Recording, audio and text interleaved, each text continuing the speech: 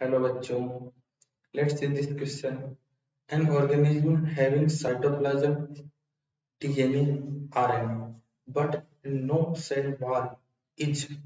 तो हमसे इस क्वेश्चन में दिया हुआ है हमें साइटोप्लाज्म उसके पास है और साइटोप्लाज्म है मतलब लिविंग है, डीएनए प्रेजेंट है। डीएनए प्रेजेंट है तो डीएनए जेनेटिक मटेरियल के रूप में होगा और आरएनए भी प्रेजेंट है तो आरएनए जो है डीएनए जैसे अपन बात करें एमआरएनए हो सकता है, आरआरएनए हो सकता है, टीआरएनए हो सकता है। तो सेल की फंक्शनिंग जो होती है उसमें इंपॉर्टेंट रोल प्ले करता है। प्रोटीन संश्लेषण में आरएनए जो है तीनों प्रकार के आरएनए काम आते हैं, एमआरएनए, आरआरएनए और टीआरएनए अमीनो एसिड को लेकर आता है। आरआरएनए जो है वो क्या करता है, राइबोसोम का निर्माण करता है और एमआरएनए जिसमें प्रोटीन संश्लेषण के लिए सूचनाएं छिपी होती है, कोड्स की फॉर्म में होता है। जेनेटिक कोडोन जो है वो एमआरएनए में स्थित होते हैं।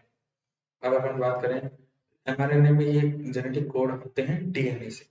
अपन बात करें पहला ऑप्शन साइनोबैक्टीरियम, दूसरा ऑप्शन बी जो है उसमें लिखा हुआ है माइकोप्लाज्मा, ऑप्शन सी बैक्टीरियम और ऑप्शन डी वायरस। तो अपन बात करें वायरस की बात करें तो वायरस में साइटोप्लाज्म नहीं होता है। वायरस में साइटोप्लाज्म नहीं होता है, केवल क्या होता है, केवल जो है प्रोटीन कवरिंग होती है, प्रोटीन कवर होता है। और प्रोटीन कवर को जनरली कैप्सिड कहा जाता है। और इसके साथ साथ जो है यहाँ पर न्यूक्लिक एसिड होता है और न्यूक्लिक एसिड की फॉर्म में या तो डीएनए होता है या आरएनए होता है। दोनों एक साथ कभी नहीं होंगे। जबकि हमें जो क्वेश्चन पूछा गया है उसमें ये पूछा गया है कि साइटोप्लाज्म भी है और डीएनए भी मिल रहा है और आरएनए भी मिल रहा है। तो ऐसी कंडीशन वायरस में तो नहीं होती।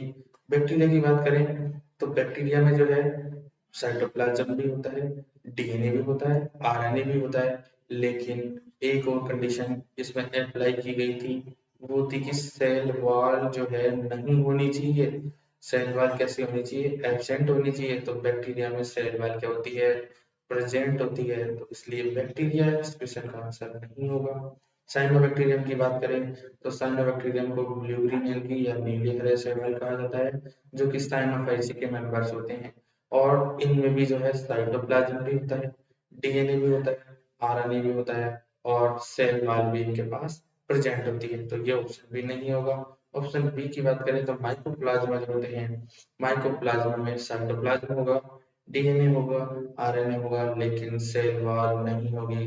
तो माइकोप्लाज्मा में सेल वॉल एब्सेंट होने के कारण ही इनको एक और नाम दिया जाता है और इनको क्या कहा जाता है, बैक्टीरिया विदाउट सेल।